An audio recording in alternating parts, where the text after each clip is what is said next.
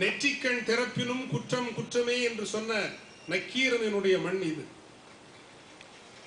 நெற்றிக்கண் திறப்பினும் குற்றம் குற்றமே என்று சொல்லுகின்ற அந்த ஒரு கணத்தில் ஐயன் சிவபெருமானை விட நக்கீரன் ஒரு படி மேல் எழுந்து நிற்கிறான்.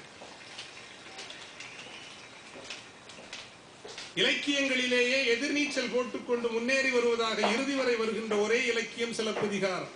தேரா மன்னா செப்புவது உடையேன் என்று காற்சிலம்பை வீசி எறிந்த இந்த நிலத்தினுடைய அந்த பெண்மணியை இன்றும் தமிழ் நிலம் தன்னுடைய மகத்தான ஒரு எடுத்துக்காட்டாக இன்றும் போற்றி வருகிறது.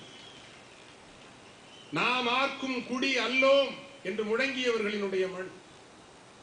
யானேதும் பிறப்பஞ்சேன் இறப்பதனுக்கு என்கடவேன் வானேயும் பெரில் வேண்டேன் மண் ஆழ்வான் மதித்தும் இரேன் என்று முழங்கிய மாணிக்க வாசக பெருமானுக்காய் இந்த நரிகளை பரியாக்கிய பூமி இது, நிலம் இது. அப்படிப்பட்ட ஒரு மண்ணிலே நின்று கொண்டு எப்படி கூடி நிற்கிறோம் என்றால், நான் மீண்டும் சொல்லுகிறேன், தமிழர்களுக்கு என்ன குறை இருந்தாலும் ஒன்று, தமிழன் வாய்மையை பேசுகிறானோ இல்லையோ, வாய்மையை பேசுகின்றவர்களை வாஞ்சையோடு வசீகரித்து அரவணைத்து நின்ற ஒரு பாரம்பரியம் இந்த தமிழ் பாரம்பரியம். அந்த பாரம்பரியத்தின் வாரிசுகளாக நின்று ஈழத்திலே நடந்த உண்மைகளை இறுதி வரை நாங்கள் விட்டுக் கொடுக்க மாட்டோம். உண்மைக்கான உரிமையாவது எங்களுக்கு உண்டு. நாம் வெற்றி பெற்றவர்களாய் இங்கு கூடி வரவில்லை, தோற்று போனவர்களாய்த்தான் கூடி வந்திருக்கிறோம், நொறுக்கப்பட்டவர்களாகத்தான் கூடி வந்திருக்கிறோம், சிதறுண்டு போனவர்களாகத்தான் கூடி வந்திருக்கிறோம். வெற்றி பெருமிதத்தோடு நாம் வரவில்லை. ஆனால் ஒன்றை நாம் நினைவில் கொள்வோம், வெற்றி களிப்பினுடைய பெருமிதங்களும் கூக்குரல்களும் பேரொலிகளும் விரைவில் முடிந்து போகும். தோல்வியின் வழியில் வருகின்ற ஒரு தோழமை இருக்கிறதே, இழப்பின் கண்ணீரில் வருகின்ற ஒரு தோழமை இருக்கிறதே, பிரிவின் நொறுங்கி போதலின் சிதறுண்டு போதலினுடைய அந்த எல்லையினுடைய துன்பத்தின் எல்லையில் வருகின்ற ஒரு தோழமை இருக்கிறதே, அந்த தோழமை காலாகாலங்களுக்குமான புதிய போர் பிரகடனங்களை உருவாக்கும். அந்த வலியோடும் அந்த வேதனையோடும் அந்த கண்ணீரோடும் தான் இந்த களத்திலே நாங்கள் நிற்கின்றோம். இந்த தோழமை உருவாக்குகின்ற அந்த தோழமையில் பிறக்கின்ற போர் பிரகடனம் 100 ஆண்டுகளுக்கும் ஓயாது. 1000 ஆண்டுகள் ஆனாலும் தமிழ் ஈழத்தை வென்ற பின்புதான் அந்த தோழமை நிற்கும்.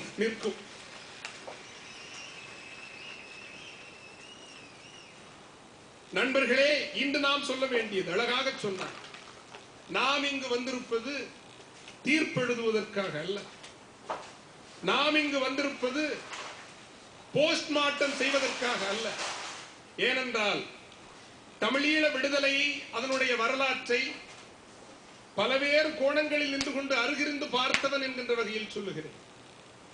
1995ஆம் ஆண்டிலிருந்து இன்று வரை எத்தனையோ முயற்சிகளில், எத்தனையோ நிகழ்வுகளில், இந்த அரங்கிலே பகிர்ந்து கொள்ள முடியாத பல நிகழ்வுகளில் பங்கேற்றவன் என்ற வகையில் சொல்லுகின்றேன்.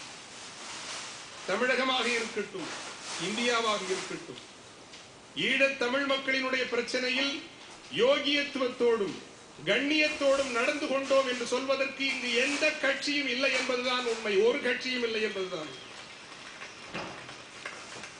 எனவே நான் சொல்லுகிறேன், ஒரு கத்தோலிக்க குருவாக வாய்மை மீது சத்தியமாக என்று சொல்லுகிறேன். நான் பொய் சொல்ல வேண்டிய அவசியம் இல்லை. மேடை பேச்சுக்காக பேசவில்லை, மேடை பேச்சுக்காக பேசவில்லை, பேச வேண்டிய அவசியமும் இல்லை. ஒரு கட்சி தானும் உண்மையில் ஜனவரி மாதம் சந்தர்ப்ப சூழ்நிலையால் வந்திருக்க வேண்டிய ஒரு சண்டை நிறுத்தத்தை கூட வராமல் தடுத்தது ஆதரவாளர்கள் தானே அன்றி எதிராளர்கள் அல்ல. எனவேதான் சொல்லுகின்றேன், எந்த கட்சியும் ஈழத்தமிழ் மக்களினுடைய பிரச்சனையில் முழுதான யோகியத்தோடும் முழுதான கண்ணியத்தோடும் நடந்து கொள்ளும். எனில் நாம் எதற்காக இங்கே கூடியிருக்கிறோம்? நாம் எதற்காக கூடியிருக்கிறோம் என்றால், நான் சொன்னேனே, தோல்வி தந்த ஒரு தோழமையில் நாம் வந்திருக்கின்றோம். ஆனால் எமக்கு உண்மை பலமாக இருக்கிறது, நீதி பலமாக இருக்கிறது என்கின்ற அந்த உறுதியோடும் வந்திருக்கிறேன். நான் ஏன் இங்கே நிற்கிறேன் என்றால், 5 ஆண்டுகளாக அமைதியாக இருந்தேன், இந்த பிரச்சனையை பற்றி பேசுவதில்லை என்றல்ல, பேசுவதற்கு உலகில் பலர் இருக்கிறார்கள். எவரும் பேசாத ஒரு காலகட்டத்தில் 5 ஆண்டுகள் உலகெங்கும் சென்று குரல் கொடுத்தோம் என்றிருந்தோம். இன்று பேசுவது ஏனென்றால், மே 15ஆம் தேதி மட்டும் காயமுற்று கிடந்த 8000 பொதுமக்களும் 3500 போராளிகளும், அவர்களை காப்பாற்றுவதற்காக ஒரு யுத்த நிறுத்தம் வேண்டும் என்ற கோரிக்கை உலகம் முழுவதும் வலுப்பட்டுக் கொண்டிருந்த பொழுது, இந்த உண்மை வெளியே தெரிய வந்தால் உலகம் ஒன்றிணைந்து இலங்கை மீது ஒரு அழுத்தத்தை கொண்டு வரும் என்கின்ற ஒரே காரணத்திற்காகவே 15ஆம் தேதி மட்டும் 8000 பொதுமக்களையும் 3500 போராளிகளையும் புல்டோசர்கள் கொண்டு ஏற்றி கொன்றழித்தார். 17ஆம் தேதி மட்டும் இறுதி யுத்தத்தில் 20,000க்கு மேலான அந்த அப்பாவி மக்கள் பதுங்கு குடிகளிலே உயிரை பிடித்துக் கொண்டு நின்றவர்கள் உயிரோடு சுடப்பட்டு அல்லது உயிரோடு புதைக்கப்பட்டார்கள். நான் இங்கு நிற்பது, நீங்கள் இங்கு இருக்க வேண்டும் என்றும் விரும்புவது. இறைவன் இருக்கிறான் என்று நம்புகிறவர்கள் உண்டு, நம்பாதவர்கள் உண்டு. அந்த உரிமையை நான் மதிக்கிறேன். ஆனால் நான் ஒரு நம்பிக்கையாளன் என்ற வகையில், நான் இறைவன் இருக்கிறான் என்று நம்புகின்ற வகையில், அந்த 20,000 மக்களும் உயிரோடு புதைக்கப்பட்ட போது, காயமுட்டு முனகிக் கொண்டிருந்த அந்த மக்கள் புல்டோசர்களால் ஏற்றப்பட்ட போது, இயலாமையினுடைய அந்தரிப்பில் நின்று கொண்டு அந்த ஆண்டவனை கூப்பிட்டிருப்பார்களே, இயலாமையினுடைய எல்லையில் நின்று கொண்டு எங்களுக்கு யாரும் கை கொடுக்க இல்லையா, கருணையுள்ள உலகம் யாரும் இல்லையா என்று ஒரு நிர்கதியற்ற நிலையில் ஒரு குரல் எழுப்பி இருப்பார்களே, அந்த குரலுக்கு அந்த ஆண்டவன் மட்டும் தான் சாட்சியாக இருந்திருப்பான், வேறு எவனும் சாட்சியாக இருந்திருக்க முடியாது. நான் கடவுளை நம்புகிறவன் என்றால், அந்த கடவுள் சாட்சியாக இருந்தான் என்றால், அவனுடைய சாட்சியாக, அவனுடைய குரலாக நான் நிற்க வேண்டும் என்கின்ற ஒரு தார்மீக கடமையோடு மட்டும்தான் நான் இங்கு நிற்கிறேன். நீங்கள் நம்பிக்கையாளர்கள் என்றால் அந்த மக்களினுடைய அவலக்குரல் உங்களுக்கு கேட்கும். ஏனென்றால் நீங்களும் நானும் தெய்வத்தினுடைய சாட்சியாக அந்த மக்களுக்காய் நிற்க வேண்டியவர்கள். எனில் எங்கள் நாட்டை அழித்தீர்கள், எங்கள் விடுதலையை அழிக்க முயன்றீர்கள், உண்மைக்கான உரிமையை எங்களுக்கு தாருங்கள். எனவேதான் நண்பர்களே, அலைகடலனை இங்கு திரண்டிருக்கிறீர்கள். நாளை என்ன ஆகும்? வீடு சென்று விடுவோம். இந்த உணர்வுகள் நாளையிலிருந்து மங்கி போய் விடுமா? நமக்கு இதுதானே கடந்த 50 ஆண்டுகளாக நடந்து கொண்டிருக்கிறது. கூட்டங்கள் கூடுவோம், குரல் எழுப்பி பேசுவோம், உணர்வுகளை கொட்டி வைப்போம், மீண்டும் நம் வாழ்வுக்கு திரும்பி விடுவோம். நாம் ஏழைகள், நாம் வலுவற்றவர்கள். சமூக நீதி அரசியலினுடைய வரலாற்று பாதையில் நாம் நமக்கான உருப்படிகளை, உண்மையில் நாம் எங்கு தோற்று போனோம் என்றால் தமிழகத்தில் அல்ல. இதற்கான யுத்தம் நடந்தது. உலக ஒழுங்கமைந்து ஒரு யுத்தம் நடந்தது. இந்திய பெருங்கடலை வைத்து ஒரு யுத்தம் நடந்தது. இலங்கைக்குள் ஒரு யுத்தம் நடந்தது. இந்தியாவில் காலாதி காலமாக நடந்து வருகின்ற சமூக நீதி சக்திகளுக்கும் சமூக நீதிக்கு எதிரான சக்திகளுக்கும் இடையான ஒரு யுத்தம். எல்லா இந்த யுத்தங்களும் ஈழ பிரச்சனையை மையமாக வைத்து நடந்தது. நாம் எங்கு தோற்று போனோம்? நமக்கான கட்டுமானங்கள் எதுவும் இல்லை.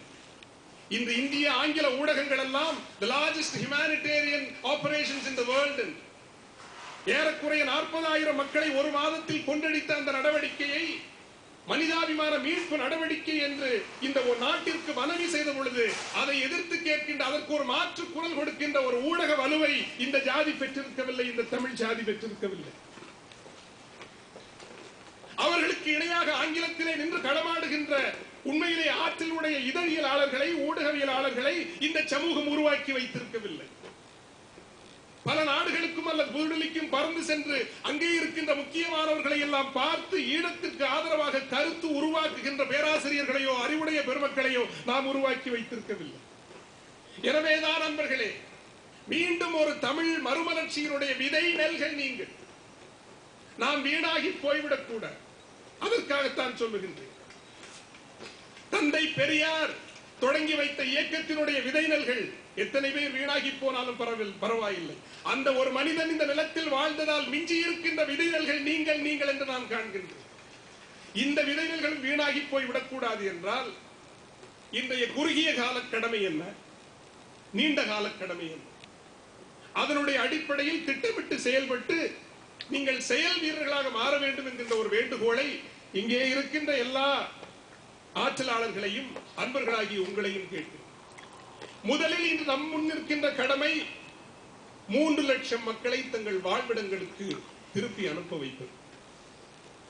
சிங்கள இனவாதத்தினுடைய திட்டம் தெளிவாக இருக்கிறது, மிக மிக தெளிவாக இருக்கிறது. என்னவென்றால், யாழ்குடா நாட்டில் நாம் என்ன புரிந்து கொள்ள வேண்டும் என்றால், அன்பார்ந்தவர்களே, உணர்வுகளுக்கு அப்பால் சொல்லுகின்றேன். இவ்வளவு பெரிய ஒரு அழிவு நடந்த பிறகும் மட்டக்களப்பிலோ யாழ்ப்பாணத்திலோ ஒரு 50 மக்கள் தானும் கூடி நின்று குரல் எழுப்பி கண்டனம் சொல்லுகின்ற ஒரு தைரியம் கூட இல்லாத அச்சம் அந்த மக்களை பீடித்திருக்கிறது.